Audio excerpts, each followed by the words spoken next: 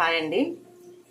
వంకాయలు తెలుసు కదా, మనకు నల్ల వంకాయలు ఉంటాయి, తెల్ల వంకాయలు ఉంటాయి. 2-3 రకాల వంకాయలు ఉంటాయి. నల్ల వంకాయలు ఎక్కువగా పుచ్చులు వచ్చేస్తూ ఉంటాయి అప్పుడప్పుడు.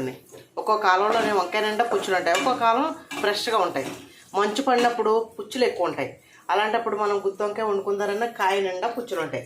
చక్కగా ఇలా ఫ్రై చేసుకోండి. అలాంటప్పుడు ఇలా ముక్కలు కోసుకొని చక్కగా ఇలా కోసుకొని ఇది కూడా చక్కగా పోపులు తెలుసు కదా మనకి, సేమ్ మనం బెండకాయ ఫ్రై ఎలా చేసుకుంటాం అలా చేసుకోండి. ఎల్లుల్లిపాయలు మాత్రం బాగా వేపుకోండి.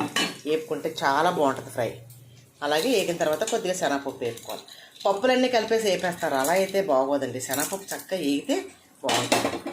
ఏ పప్పు ఆ పప్పు సింపుల్గా సపరేట్గా వేపుకోవాలి.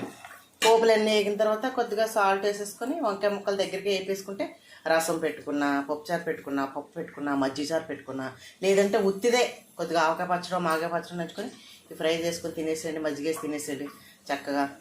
వంకాయలు మాత్రం తింటే మంచిదే కాదంటారు. దగ్గు వస్తే వంకాయ తినకూడదు, దురద వస్తే వంకాయ తినకూడదు అంటారు. అలాంటి వాళ్ళు కొంచెం తగ్గించుకోండి, కానీ వంకాయ కూడా మంచిదే హెల్త్గా తింటే. ఓకేనా? తినండి ప్రతి ఒక్కరు కూడా. చక్కగా ఎల్లుల్లిపాయలు వేసుకొని, ఎల్లుల్లిపాయలు మాత్రం ఎక్కువ వేసుకోవాలండి. వేసుకొని పోపులు ఎక్కువ వేసుకుంటే చాలా బాగుంటుంది.